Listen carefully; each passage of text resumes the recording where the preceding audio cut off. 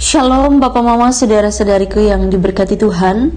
Selamat bertemu kembali di Suara Marturia Senin 21 Juli 2025. Hari ini kita akan merenungkan bagian firman Tuhan yang terambil dari Injil Lukas pasal 19 ayat 11 hingga ayatnya yang ke-27. Sebelum kita membaca dan merenungkan bagian firman Tuhan ini, mari kita berdoa. Ya Tuhan Allah Bapa kami yang bertahta dalam kerajaan surga, segala puji syukur dan hormat kami naikkan kepadamu. Terima kasih kepadamu karena sudah menjaga dan membimbing kami, dan biarlah kehidupan yang Engkau anugerahkan bagi kami adalah kehidupan yang terus kami pakai hanya untuk hormat dan kemuliaan nama-Mu ya Tuhan. Pada saat ini kami akan membaca dan merenungkan bagian firman Tuhan. Sebelumnya Tuhan perlengkapi kami dengan kuasa Roh Kudus, supaya kami mampu mengerti, kami dituntun dengan baik untuk mengerti dan terlebih melakukan dalam hidup kami. Dalam nama Tuhan kami Yesus Kristus kami berdoa. Amin. Injil Lukas pasal 19 ayat 11 hingga ayatnya yang ke-27 di bawah perikop perumpamaan tentang uang mina. Untuk mereka yang mendengarkan dia di situ, Yesus melanjutkan perkataannya dengan suatu perumpamaan. Sebab ia sudah dekat Yerusalem dan mereka menyangka bahwa kerajaan Allah akan segera kelihatan. Maka ia berkata, ada seorang bangsawan berangkat ke sebuah negeri yang jauh untuk dinobatkan menjadi raja di situ, dan setelah itu baru kembali. Ia memanggil 10 orang yang hambanya dan memberikan 10 mina kepada mereka. Katanya, pakailah ini untuk berdagang sampai aku datang kembali. Akan tetapi orang-orang sebangsanya membenci dia, lalu mengirimkan utusan menyusul dia untuk mengatakan, kami tidak mau orang ini menjadi raja atas kami. Dan terjadilah ketika ia kembali, setelah ia dinobatkan menjadi raja, ia menyuruh memanggil hamba-hambanya yang telah diberinya uang itu, untuk mengetahui berapa hasil dagang mereka masing-masing. Orang yang pertama datang dan berkata, Tuan, mina Tuan yang satu itu telah menghasilkan 10 mina. Katanya kepada orang itu, baik sekali perbuatanmu itu, hai hamba yang baik. Engkau telah setia dalam perkara kecil, karena itu terimalah kekuasaan atas 10 kota. Datanglah yang kedua dan berkata, Tuan, mina Tuan telah menghasilkan 5 mina.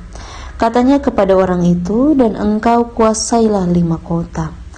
Dan hamba yang ketiga datang dan berkata, Tuan, inilah mina Tuan. Aku telah menyimpannya dalam sapu tangan, sebab aku takut akan Tuhan, karena Tuhan adalah manusia yang keras. Tuhan mengambil apa yang tidak pernah Tuhan taruh, dan Tuhan menuai apa yang tidak Tuhan tabur. Katanya kepada orang itu, hai hamba yang jahat, aku akan menghakimi engkau menurut perkataanmu sendiri. Engkau sudah tahu bahwa aku adalah orang yang keras, yang mengambil apa yang tidak pernah aku taruh dan menuai apa yang tidak aku tabur.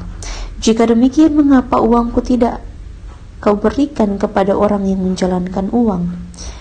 Maka sekembaliku aku dapat mengambilnya serta dengan bunganya. Lalu katanya kepada orang-orang yang berdiri di situ, ambillah mina yang satu itu daripadanya dan berikanlah kepada orang yang mempunyai 10 mina itu. Kata mereka kepadanya, Tuan, ia sudah mempunyai 10 mina. Jawabnya, aku berkata kepadamu, setiap orang yang mempunyai kepadanya akan diberi, tetapi siapa yang tidak mempunyai, daripadanya akan diambil juga apa yang ada padanya. Akan tetapi semua seteruku ini tidak suka aku menjadi rajanya. Bawalah mereka kemari dan bunuhlah mereka di depan mataku. Demikian jauh pembacaan firman Tuhan yang dikatakan berbahagia adalah setiap kita yang tidak hanya membaca firman Tuhan, tapi juga yang mau melakukan firman Tuhan dalam kehidupan kita setiap hari. Bapak, Mama, saudara-saudariku yang diberkati Tuhan, setelah kita membaca bagian firman Tuhan tadi, ini menjadi bagian dari firman Tuhan yang sudah kita renungkan pada hari Minggu tanggal 20 Juli kemarin. Ini merupakan perumpamaan tentang mina yang diberikan kepada hamba-hamba oleh seorang bangsawan yang akan pergi ke tempat yang jauh, ke negeri yang jauh. Dan kita belajar dari kehidupan dalam perumpamaan ini, yaitu bagaimana hidup bertanggung jawab, bagaimana hidup menghasilkan buah yang baik, dan bagaimana menjadi pribadi yang dapat dipercaya oleh Tuhan. Perumpamaan ini menekankan pentingnya bertanggung jawab atas karunia talenta. Bertanggung jawab tentang apa yang sudah diberikan atas dirinya. Dan kita belajar dari hamba yang pertama dan yang kedua. Mereka melihat kesempatan ini sebagai kesempatan yang baik untuk mereka bisa mengembangkan apa yang ada pada mereka, yaitu uang mina yang mereka terima. Tentu ketika mereka mengembangkannya, mereka memegang lebih daripada apa yang mereka terima dari awal. Ada hasil begitu. Mereka tidak menidurkan apa yang mereka terima, tetapi semuanya bekerja dan menghasilkan apa yang baik. Nilainya bertambah.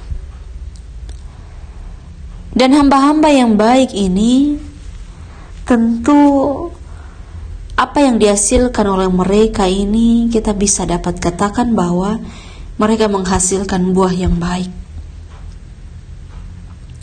Karena Tuhan mereka memberikan mereka dan mengetahui bahwa mereka punya karunia untuk bisa menggandakannya.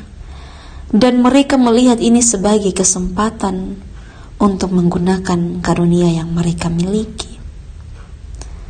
Dan belajar juga dari kehidupan mereka. Mereka dapat dipercaya. Mereka punya sesuatu yang ada pada mereka yang diberikan oleh Tuhan, dan mereka tidak menyia-nyiakan itu. Ini merupakan motivasi bagi semua kita. Ketika kita memiliki karunia kesempatan hidup, kita diberikan kesempatan untuk menjadi berkat. Maka dari itu, yang perlu ada pada kita adalah kita memiliki tanggung jawab untuk mengerjakannya dengan baik. Semuanya pun bisa mengerjakan, tetapi semuanya belum tentu bertanggung jawab, yaitu mengerjakan sampai akhir ketika Tuhannya datang. Sehingga Bapak, Mama, saudara-saudariku, kehidupan kita juga seperti itu. Kita diperhadapkan dengan banyak tanggung jawab. Kita memiliki potensi, namun seringkali belum tentu kita menggunakannya dengan baik. Belum tentu kita benar-benar melihat itu sebagai tanggung jawab yang harus kita lakukan dengan baik. Sehingga firman Tuhan mengajak kita sebagai pribadi-pribadi yang dewasa, kita terus melakukan bagian firman Tuhan untuk kita lakukan dalam hidup, menjadi pribadi yang dewasa dan setia di dalam Tuhan. Roh Kudus menolong kita. Amin. Mari kita berdoa. Ya Tuhan Allah Bapa kami yang bertahta dalam kerajaan surga, Segala puji syukur dan hormat kami naikkan kepadamu. Terima kasih atas cinta kasih Tuhan yang menolong kami, menuntun kami sampai dengan hari ini. Terima kasih untuk firman Tuhan yang menolong dan menguatkan kami, membimbing kami untuk bagaimana kami berjalan dalam hidup ini. Dan biarlah kami terus mendapat kekuatan baru yang datang daripada Tuhan. Ini doa dan harapan kami, ungkapan syukur kami. Di dalam nama Tuhan kami Yesus Kristus kami berdoa. Amin. Terima kasih telah mendengarkan suara Marturia. Tuhan Yesus memberkati kita semua. Shalom.